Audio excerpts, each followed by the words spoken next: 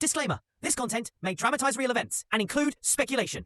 Viewer discretion is advised as details may not be fully verified. Can you imagine someone like Diddy actually sitting in jail? It's been nearly 8 months, and he's still locked up in MDC Brooklyn. In this video, we're going to look at what life has been like for Diddy behind bars and what could be waiting for him next. This is Scandal by Courtroom Hearings, and I'm your host, Aaron Go. And I am Tyler Jake. There's really a lot to talk about when it comes to Diddy's time in jail. Didn't they say he might be on house arrest instead? Weren't there rumors that he'd stay in his fancy Miami house? So, why is he still in jail? Stick with me, because later in the video, I'll break down the grand jury process that actually led to Diddy's arrest, and how he almost turned himself in. Let's start from the beginning. Back in September 2024, federal charges dropped on Diddy. He was suddenly accused of serious crimes, racketeering, sex trafficking by using force or lies, and taking people across states for prostitution. Right away, we should point out, Diddy has said these claims are false. First, he denied the civil cases, and now with the federal case, he's officially said not guilty. He hasn't been found guilty of anything yet, and he's choosing to go to trial. They started picking a jury, and the trial is expected to begin on May 12th. But here's something we haven't talked about in a while. The grand jury. That's what really got this whole thing started. It was that group in New York that decided there was enough to charge Diddy. And Diddy kind of knew it was coming. He had already been in New York for a few days before the arrest. His lawyers were involved. And it looked like he was planning to turn himself in. He was staying at the Park Hyatt in New York when Homeland Security showed up and arrested him. It all happened fast, and to be honest, even I forgot some of the early details because so much has happened since then. At first, we thought he'd get out quickly, but that didn't happen. He wasn't given bond. We'll talk more about that in a second. Right after being arrested, he was sent straight to the Metropolitan Detention Center in Brooklyn, also called MDC. That's where he's been ever since. His lawyers didn't waste time. They asked the court to let him out of MDC.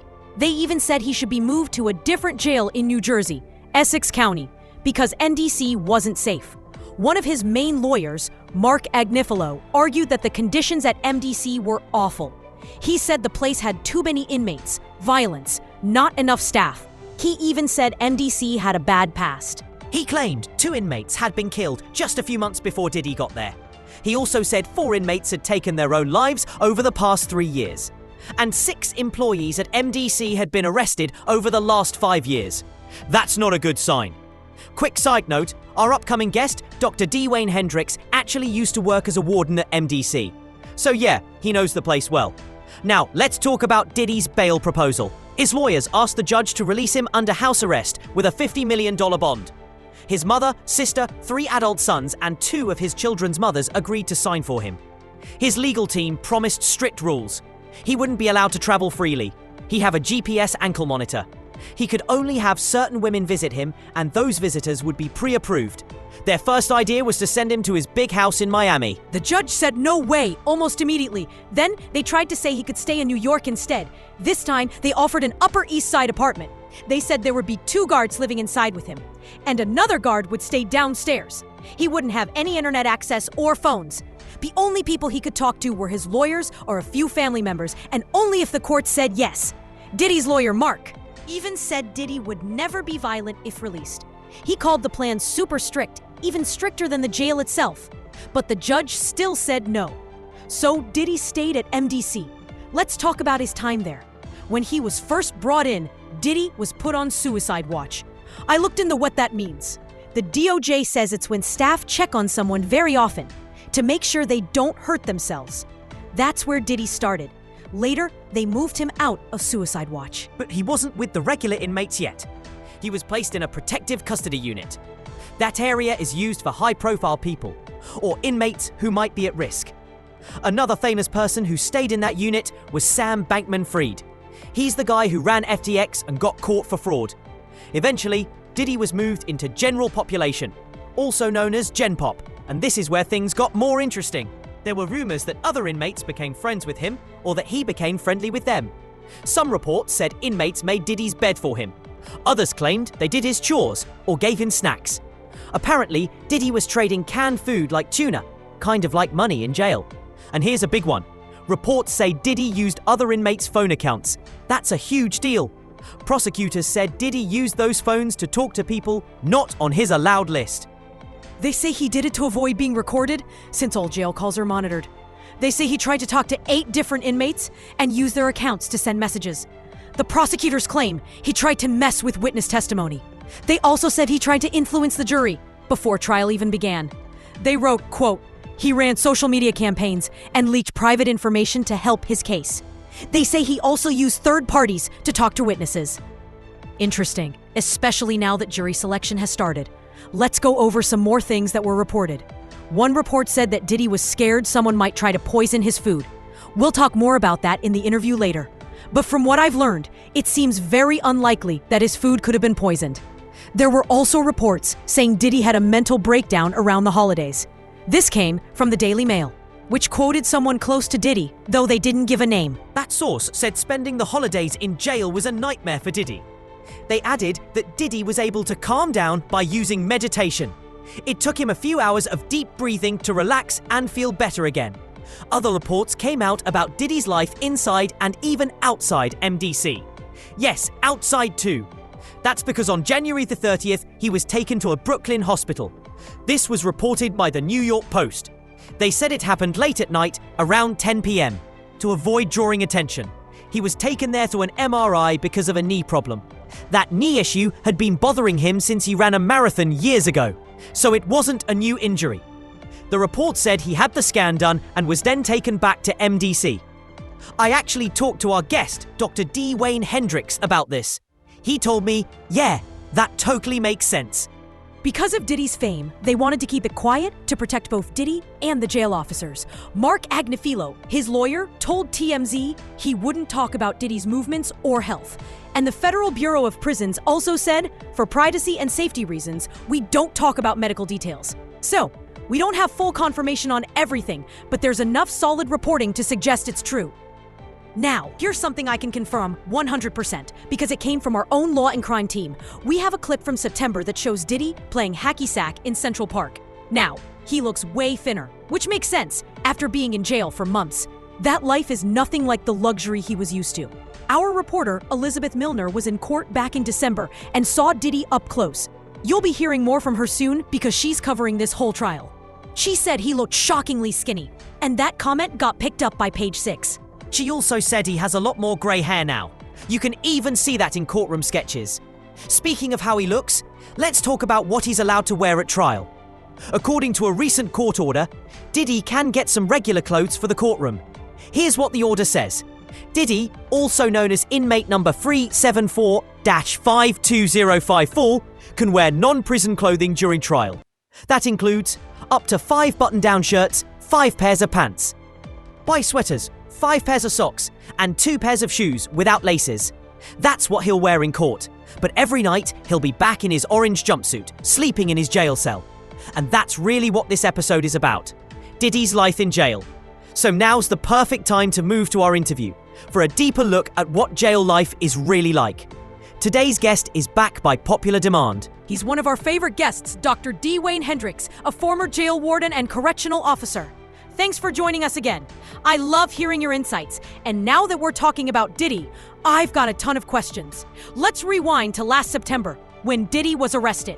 This is a guy who lived in big mansions, had multiple homes, and was arrested at a hotel in Manhattan.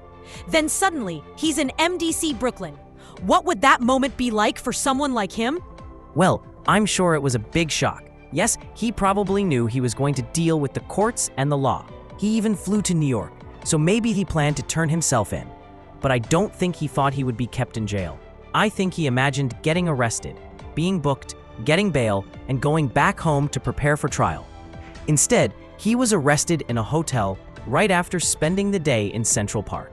That shift from luxury to a small jail cell must have hit hard. You go from giant houses to a little 6-by-8-foot room by yourself, and you're suddenly thinking, wait, they're really keeping me here?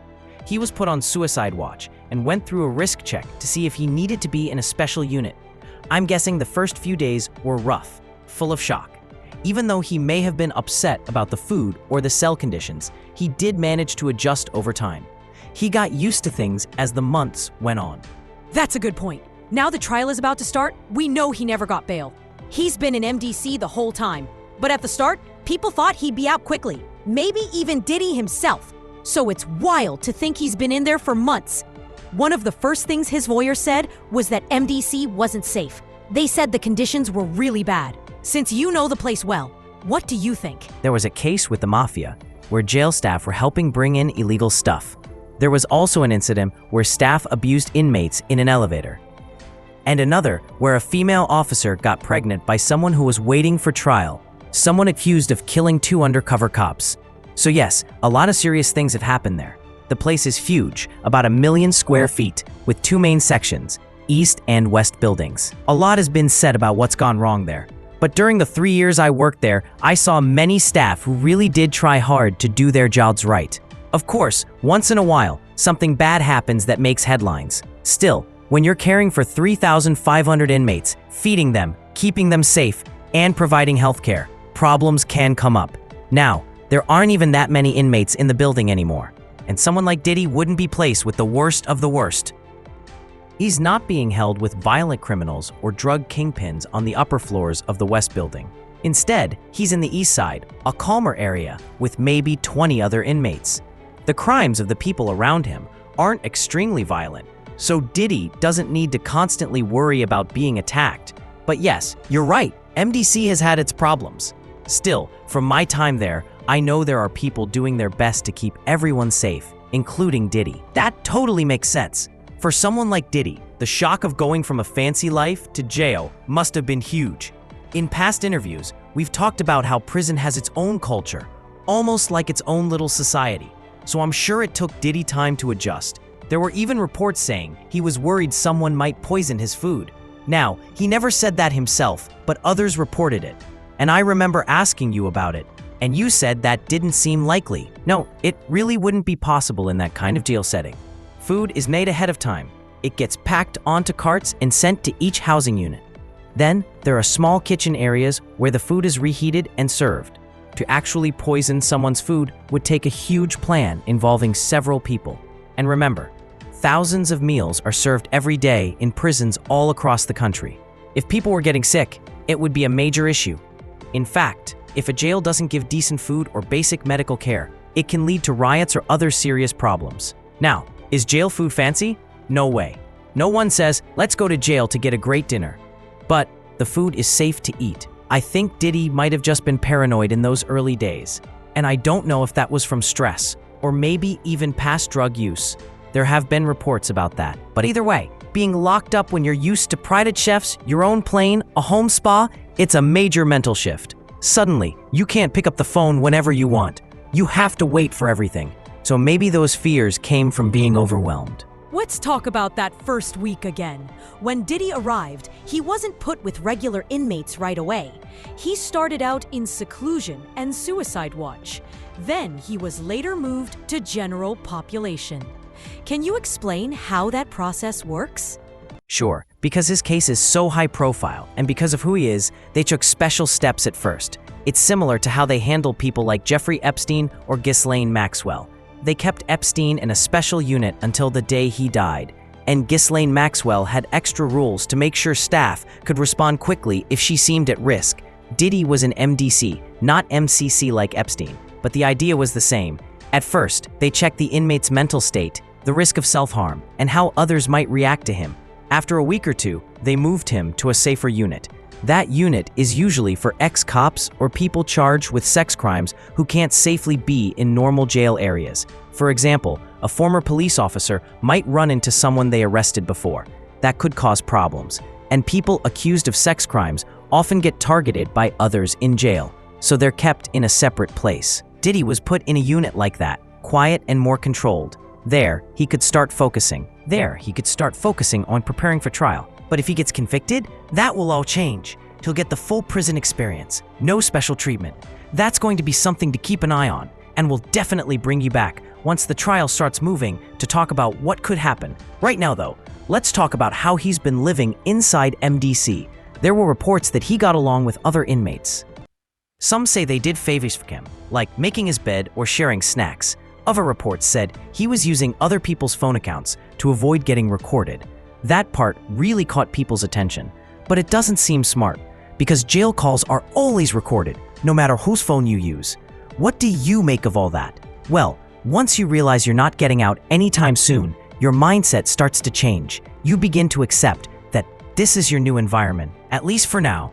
So Diddy probably thought, okay, I have to stay focused, get ready for trial, and deal with where I am. In every unit, there are always a few inmates who welcome new people. And in jail, people use commissary items like money. Things like cans of tuna are used to trade. There were reports that Diddy was trading canned goods for small favors. That's actually normal in jail. People barter because they can't use real money. Some inmates might have respected Diddy for his music or his business skills. Maybe they wanted to get close to him. Some could have been hoping to ask him for favors later, like, hey, can you help my cousin get into music? Now, that might not help Diddy right now because of his legal problems, but inmates still try. Some could have just liked him and wanted to help him out. It's the same as in the outside world. People make friends or try to earn favors. And remember, Diddy's not in a high-risk unit. There probably aren't a lot of hidden weapons or extreme violence in that unit. It's more relaxed, almost like a camp setting. The area he's in has open spaces and bunk beds, not small, locked cells. So yeah, it's friendlier than most jail units. That's really interesting to hear. Compared to regular prison, it might feel less harsh, but still, it's jail. And some reports said that Diddy had a breakdown around the holidays. It was probably his first Christmas away from his family. What do you think about that report? Could he have broken down? I'm not surprised at all. Think about it. He missed Thanksgiving, maybe his birthday, and then Christmas. His birthday is sometime in November or December, I believe. Imagine spending those days with no celebration, no cake, no favorite food. He couldn't just ask his chef to make something or have someone bring him dessert. And the holidays are emotional even for people outside. Now add the stress of jail. It's not surprising that he struggled during that time. From what I've read, Diddy is the type of person who's used to being in control. He can usually ask for something, and it gets done right away. Now he's around staff who won't bend the rules for him. Unless someone is breaking the law, no one's giving him special treatment. He's dealing with a structure he's never had to deal with before. Most people don't like being behind bars, but for someone like him, who's lived with full freedom for over 30 years, it's even harder. Honestly, I'm surprised he's only had 1 or 2 breakdowns. Once the trial begins, they'll need to watch him closely. If things start going badly for him, he could end up back on suicide watch. Because if he's found guilty, the sentence could be 20 or 30 years. That's basically a life sentence for someone who'll turn 56 later this year. So yeah, his mental health might take another hit depending on how the trial goes, especially once the witnesses start testifying and the real details come out. It'll be important for jail staff to monitor him every day when he returns from court. Oh yeah, I totally agree. Even if we don't know exactly what he's thinking, it's clear that his mental health is being tested. And the other thing we can notice is how much his appearance has changed. He looked very different in court from when we last saw him in public. He used to have dark hair, but now he's thinner and his hair is gray or white. Some even compared him to Santa Claus. He doesn't look like the Diddy we saw in magazines. What do you make of that? Is it the stress that's aging him? Yes, it's the stress, the change in diet, the lack of sleep, everything. When someone puts on a jail jumpsuit, sleeps on a thin mattress, and wears clothes used by others before them, it changes you. As a former warden, I used to speak to small groups of new inmates every few weeks. I'd tell them to get their mind right and try to stay strong mentally, because jail life wears you down. And with someone like Diddy, he's not eating the same meals he's used to. There's no hair dye or spa treatments in jail.